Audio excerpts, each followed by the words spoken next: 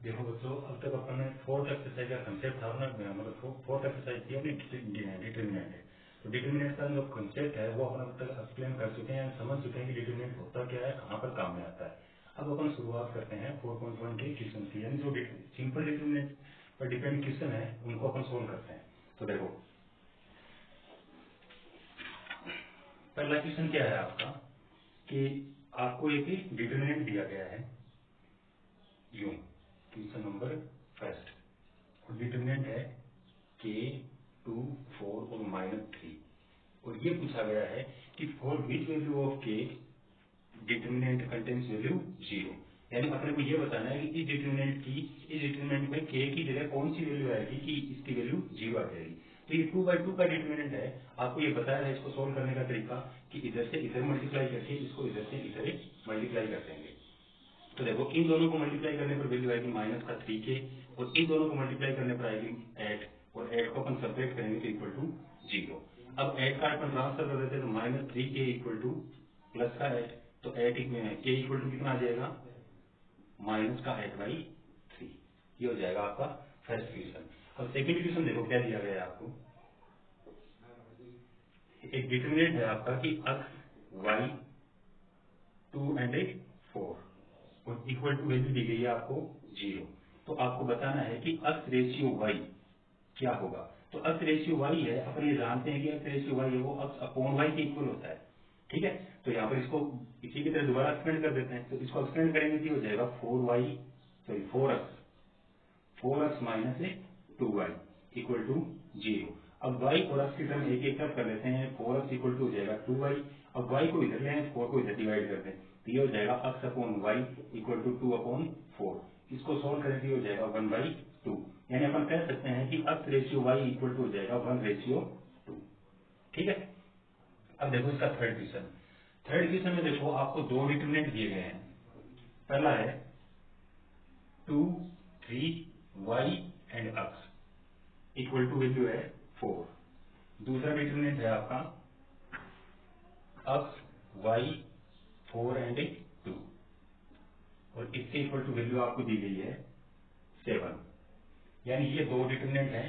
अब इन डिटर्मिनेंट के आधार पर अपने को x और y की वैल्यू बतानी है कि इसके x और y की वैल्यू के लिए इसकी वैल्यू 4 आ जाए और इसकी वैल्यू 7 आ जाए। तो पहले देखो दोनों को अपन एक्सपेंड कर देते हैं। एक्सपेंड करेंगे तो पहले के अनुसार वैल्यू क्या आएगी 2x minus 3y equal to 4। दूसरे के अनुसार क्या आ जाएगी, ये हो जाएगी 2x minus 4y equal to 7।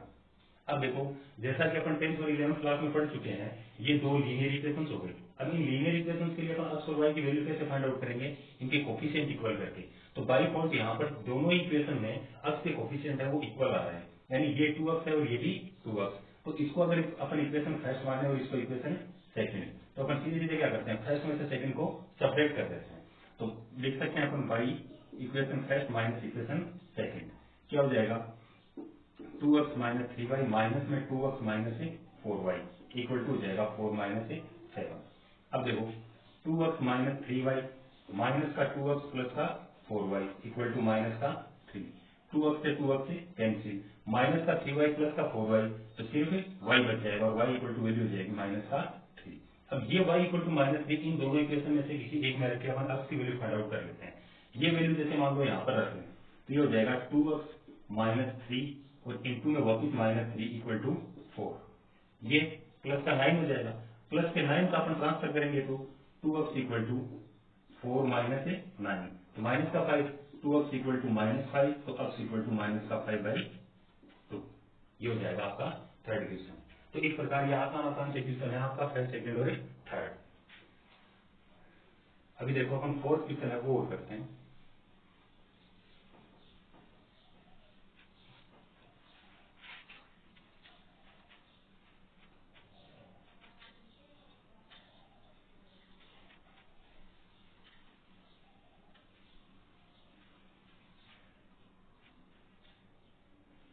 देखो फोर्थ क्वेश्चन है आपका, एक डिटरमिनेंट दिया गया आपको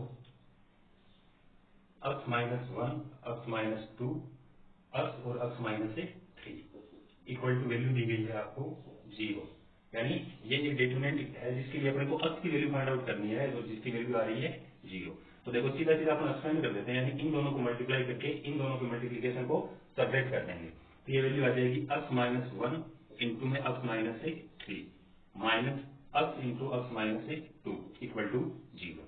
एक्सपेंड कर लो, एक्सपेंड करेंगे तो ये क्या हो जाएगा, इन दोनों को मल्टीप्लाई करेंगे तो x स्क्वायर, फिर इसको इससे मल्टीप्लाई किया तो माइनस का x, माइनस 3 को इससे मल्टीप्लाई किया तो माइनस का 3x और इन दोनों को मल्टीप्लाई किया तो प्लस का 3, माइनस x से मल्टीप्लाई किया तो माइनस का x स्क्वायर और प्लस का 2x इक्वल टू 0। ये प्लस का x स्क्वायर ये माइनस का x स्क्वायर तो कैंसिल। अब ये माइनस का 4x और ये प्लस का 2x तो माइनस का 2x बच जाएगा प्लस 3 इक्वल टू 0। अब इसके अनुसार अपन यू लिख सकते हैं 2x इक्वल टू 3, तो x इक्वल टू हो जाएगा 3/2। ठीक है, आसान सा क्वेश्चन।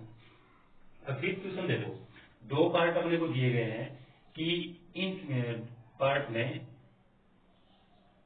जो फर्स्ट कॉलम है उसके एलिमेंट के अपने को ये फाइंड आउट करने हैं, को फैक्टर फाइंड आउट करने हैं और उसके बाद में उनकी वैल्यू भी फाइंड आउट करनी है।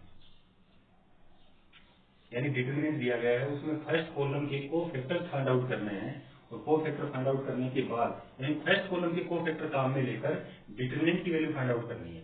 तो देखो क्वेश्चन नंबर 5 में पहला पार्ट यानी पहला डिटरमिनेंट आपको दिया गया है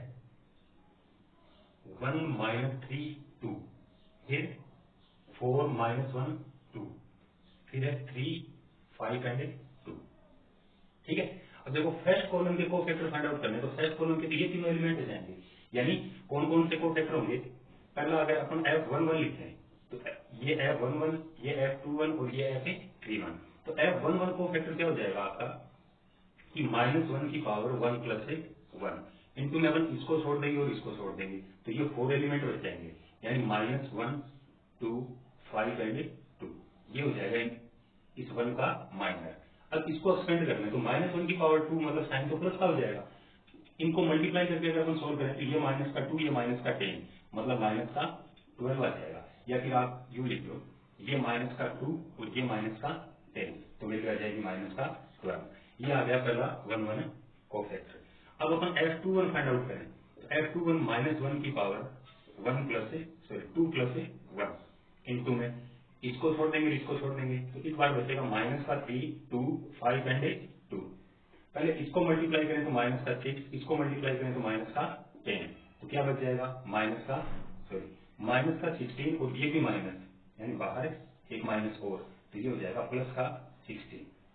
ठीक है, अब तीसरा को फैक्टर यानी F31 फाइंड आउट करें तो -1 to the power 3 plus 1 into में इसको छोड़ देंगे इसको छोड़ देंगे तो ये बच जाएगा क्या माइनस का 3 2 -1 एंड 2।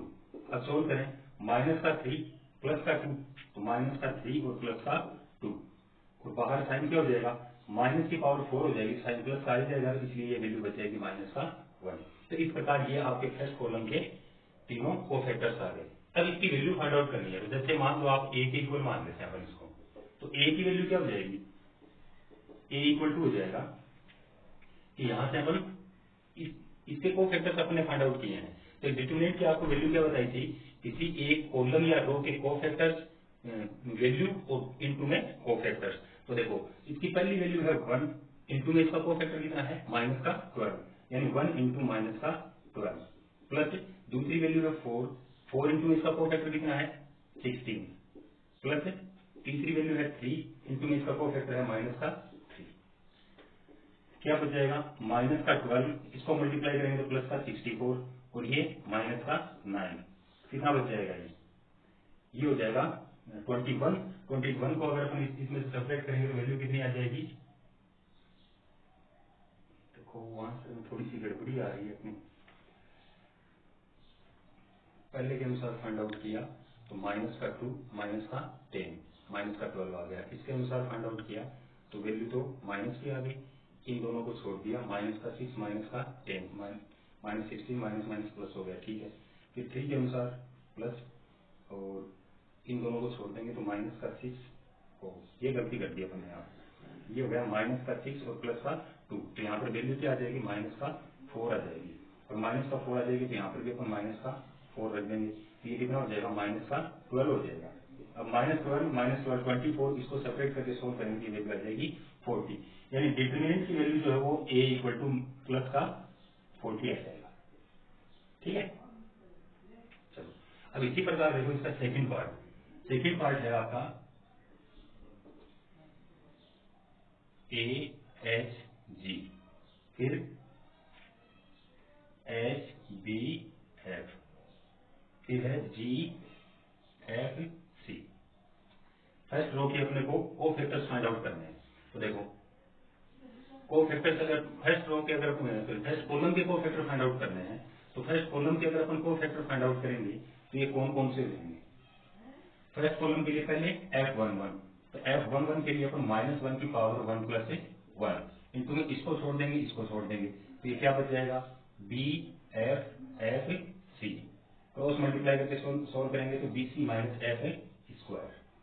फिर F12 फाइंड आउट करें, सॉरी F21 फाइंड आउट करेंगे तो -1 टू दी पावर 2 प्लस 1, इसको छोड़ देंगे और इसको छोड़ देंगे, तो ये दोनों और ये दोनों बच जाएंगे।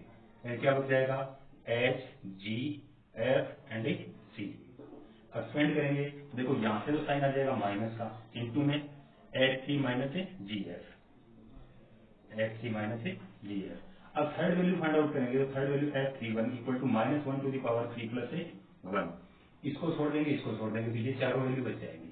कौन कौन सी H G B F. Expand करेंगे तो एच एफ माइनस जी बी हो जाएगा और वैल्यू भी प्लस की आ जाएगी, तो ये हो जाएगा एच एफ माइनस जी बी। ये हो गए तीनों कोफैक्टर। अब इसकी अपन वैल्यू फाइंड आउट करते हैं। तो वैल्यू फाइंड आउट करेंगे तो फर्स्ट कॉलम के रिस्पेक्ट में अपन एक्सपेंड कर देंगे। तो जैसे इसको अपन डी मान लें तो mod of D equal to ये डिटरमिनेंट हो जाएगा। तो डी की वैल्यू क्या आ जाएगी, फर्स्ट वैल्यू है ए इंटू में ए का कोफैक्टर, तो ए का कोफैक्टर अपना बी सी माइनस एच स्क्वायर आया था, तो बी सी माइनस एच स्क्वायर। फिर दूसरा है 2 1 वैल्यू तो है एच और कोफैक्टर है ये, तो वैल्यू माइनस की है तो माइनस का एच इंटू में एच सी माइनस जी एफ। थर्ड वैल्यू है आपकी जी, तो प्लस का जी इंटू में थर्ड वैल्यू कोफैक्टर क्या है एच एफ माइनस जी बी। अब इसको एक्सपेंड कर दो तो a B C minus A F square minus H square c. फिर इसको इससे मल्टीप्लाई करेंगे तो प्लस का एच जी एफ, इनको सोल्व करेंगे तो प्लस का एच जी एफ और इसको इससे मल्टीप्लाई किया तो माइनस का जी स्क्वायर बी। अब देखो ये प्लस का एच जी एफ और ये भी एच जी एफ, तो जो जो ऐड हो रहे हैं उनको ऐड करके लिख देते हैं अपन। तो क्या हो जाएगा ये A B C minus A F square minus H square C plus 2 H ji F और माइनस का जी स्क्वायर बी। ये इसकी वैल्यू हो जाएगी। ठीक है, चलो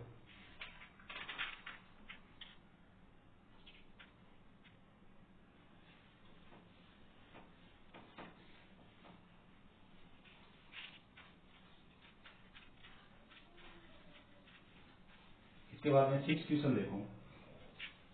एक क्वेश्चन क्या है आपका, एक डिटरमिनेंट दिया गया है अपने को जिसकी वैल्यू है 3 -11 1, फिर 5 0 0, फिर माइनस का 10 3 एंड 0। अब देखो यहाँ पर इसकी वैल्यू फाइंड आउट करनी है अपने को कि इस डिटरमिनेंट की वैल्यू क्या आएगी। तो वैसे तो देखो अपन किसी भी कॉलम या किसी भी रो की रिस्पेक्ट में इसको एक्सपेंड कर सकते हैं, लेकिन यहाँ पर देखो सेकंड रो और थर्ड कॉलम में दो वैल्यू जीरो आ रही है, तो वैल्यू अगर जीरो आएंगी तो इनके जो कोफैक्टर से अगर अपन मल्टीप्लाई करेंगे तो ये वैल्यू तो जीरो से मल्टीप्लाई होगी, मतलब जीरो हो जाएगी। तो इसकी बजाय फर्स्ट रो और फर्स्ट कॉलम की रिस्पेक्ट की बजाय अगर अपन सेकंड रो या थर्ड कॉलम की रिस्पेक्ट में एक्सपेंड करें तो ये ज्यादा आसान रहेगा, यानी आसानी से फाइंड आउट हो जाएगा। तो देखो यहाँ पर अपन थर्ड कॉलम की रिस्पेक्ट में एक्सपेंड कर देते हैं, तो जब थर्ड कॉलम की रिस्पेक्ट में एक्सपेंड करेंगे तो इसके कोफैक्टर का साइन है वो तो जाएगा प्लस का। यानी इन सभी वैल्यू का साइन बता देता हूँ जो इनकी पोजीशन के अनुसार आता है। ये प्लस का होता है, ये माइनस का और ये प्लस का, ये माइनस का ये प्लस का, फिर ये प्लस का ये माइनस का और ये माइनस का और ये प्लस का। तो इस प्रकार इनके साइन होते हैं।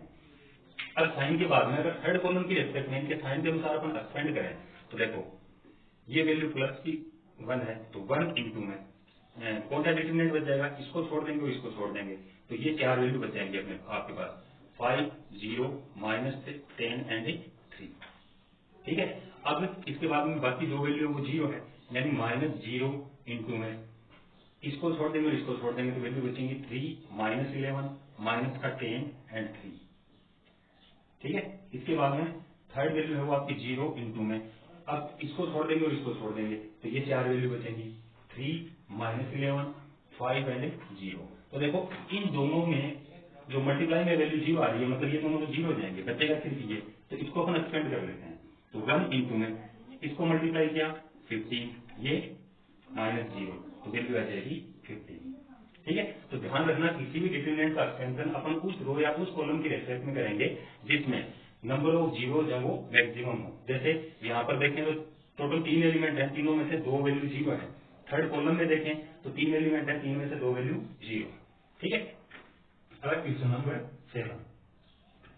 क्वेश्चन नंबर 7 है, इसमें वैल्यू कौन कौन सी है? A1 A B minus A1 C minus B minus C and 1। तो इसके इक्वल टू अपने को प्रूव करना है कि 1 plus a square plus b square plus c square. तो इसके इक्वल टू ये वैल्यू फाइंड आउट करनी है, मतलब प्रूव करना है अपने को। तो सिंपल सा अपन सीधे एक्सपेंशन कर देते हैं।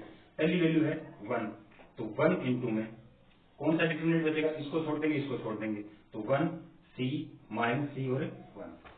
ठीक है, इसके बाद में इसकी वैल्यू माइनस ए यानी माइनस ए इंटू में इसको छोड़ देंगे, इसको छोड़ देंगे, तो वैल्यू कौन कौन सी बचेंगी? माइनस ए सी माइनस का बी एंड 1।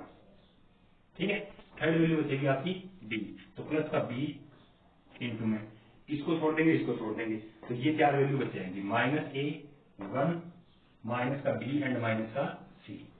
ठीक है, अब इसको एक्सपेंड कर दो, तो देखो 1 इंटू में अगर इसको एक्सपेंड करेंगे तो पहले जैसे इधर मल्टीप्लाई करेंगे मतलब 1 हो जाएगा, माइनस इन दोनों का मल्टीप्लीकेशन तो माइनस का सी स्क्वायर यानी 1 प्लस से सी स्क्वायर हो जाएगा। फिर माइनस ए इंटू में इसको एक्सपेंड करेंगे तो माइनस का ए, इन दोनों को मल्टीप्लाई किया तो माइनस का बी सी, लेकिन फिर इसको सब्ट्रैक्ट करना है तो प्लस का बी सी हो जाएगा, तो ये माइनस का ए इंटू में प्लस का बी सी। ठीक है, प्लस बी इंटू में इसको सोल्व किया तो ये दोनों नेगेटिव है, मल्टीप्लाई होकर प्लस हो जाएंगे, फिर इन दोनों का मल्टीप्लीकेशन माइनस का बी आएगा, फिर सब्ट्रैक्ट करेंगे तो ये प्लस का हो जाएगा यानी ए सी प्लस से बी। ठीक है, अब इसको और सोल्व कर लो, तो 1 प्लस सी स्क्वायर, इसको मल्टीप्लाई करेंगे तो प्लस का ए स्क्वायर माइनस का ए बी सी, इसको मल्टीप्लाई किया तो प्लस का ए बी सी और प्लस का b square, a B c से ए बी सी कैंसिल, क्या बच जाएगा? 1 plus a square plus b square plus c square. तो इस प्रकार ये आपकी 4.1 के सारे क्वेश्चन है वो कंप्लीट होते हैं। ठीक है, बस वही बात वापिस लाइक शेयर सब्सक्राइब शेयर मतलब बेल आइकन जो भी है करते रहो, क्वेश्चन है वो अपना ऐसे ही आगे आगे सोल्व करते रहेंगे और आप भी मेहनत करते रहो।